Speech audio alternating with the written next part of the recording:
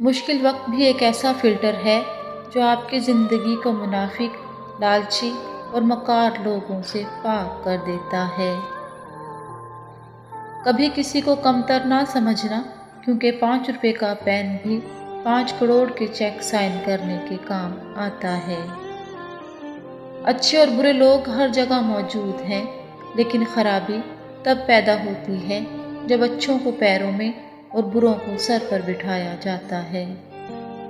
ज़िंदगी उस्ताद से ज़्यादा सख्त होती है, क्योंकि उस्ताद सबक देकर इम्तिहान लेता है और ज़िंदगी इम्तिहान लेकर सबक देती है। जिसमें जितनी ज़्यादा हया होती है, उसमें अदब भी उतना ही ज़्यादा होता है।